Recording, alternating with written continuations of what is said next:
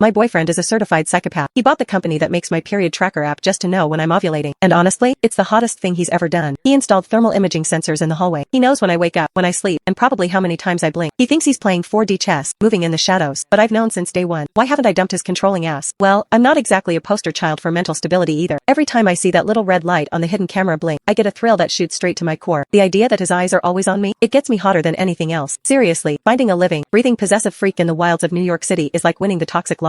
And baby, I hit the jackpot. When I woke up, the other side of the California king bed was cold. Silas was already at Empire Tower, doing whatever terrifying CEO shit he does. My body felt like I'd gotten hit by a truck. Last night was aggressive, in the best way possible. I counted the threads in the Egyptian cotton sheets until there was a polite knock on the door. Good morning, Miss Harper. Your kale smoothie is ready, said Martha, the housekeeper. She helped me sit up because my legs were basically jelly. Mr. Silas called. He sent over a team from the spa. They're setting up in the West Wing. I looked down, pretending to be the innocent, pampered girlfriend, but inside, I was cheering. That man is efficient. Why do those girls in suspense novels always try to escape the brooding billionaire? You get unlimited credit cards, great sex, and a guy who handles all the logistics. Compared to my ex, who asked me to split the bill at McDonald's, Silas is a god. The massage was heavenly, but halfway through, I got bored. The problem with a perfect life is that it lacks spice. I needed a hit of adrenaline. I needed to poke the bear. I checked my phone. Silas had sent 3 texts checking in. Amateur numbers. I decided it was time to play Catch Me If You Can. According to my extensive research on Wattpad, possessive men need a trigger. They need to feel like they're losing control so they can clamp down harder. If I run, he chases. If he chases, we have makeup sex that destroys the furniture. It's simple math. I told Arthur, the head of security, I'm going shopping. Downtown. Arthur tapped his earpiece, looking nervous. Sir prefers you stick to the boutiques in the Upper East Side. I crave grit. Arthur, I want chaos. He had to call Silas. I watched him sweat. Finally, he handed me the phone. Harper. Silas's voice was deep, raspy, and dripped with authority. Just hearing it made my thighs clench. I'm bored. Silas, I want to go out. Stay home. I bought you that new stallion. Go ride, he commanded. No. I want to walk on a dirty sidewalk and smell exhaust fumes. I whine. Silence on the line. Then a sigh. Fine. Take Big Mike and the team. Do not turn off your location sharing. Be back by 6, or I'm coming to get you myself. Promise? I teased. He hung up. I grinned like a Cheshire cat. Game on. Plan A was simple. Create a diversion and vanish. We took the Escalade to Soho. I made Big Mike verify the perimeter of a dressing room while I slipped out the back service exit. I ditched my Chanel jacket, bought a cheap hoodie from a street vendor, and jumped onto the nearest subway train. The rush was intoxicating. I was off the grid, but then reality hit. The subway smelled like 3-day-old urine and regret. A guy sitting opposite me was clipping his toenails. I checked my pockets. Shit. I left my wallet in the Chanel jacket. I had no money, no ID, and I was currently hurtling toward Queens. Was this worth it? I closed my eyes and leaned against the grimy plastic seat. Silas, you better be the genius everyone says you are. Find me before I catch a disease from this pole. I got off at some random stop because the toenail guy started staring at me. I wandered the streets for hours. My feet hurt. My stomach was growling. I missed Martha's cooking. I missed my heated floors. I missed my psychopath. I found a greasy spoon diner and walked in. The smell of frying bacon almost made me cry with joy. I sat at the counter. Coffee, black, and a burger. I told the waitress, playing it cool. When the check came, I realized my plan had a massive hole in it. I couldn't pay.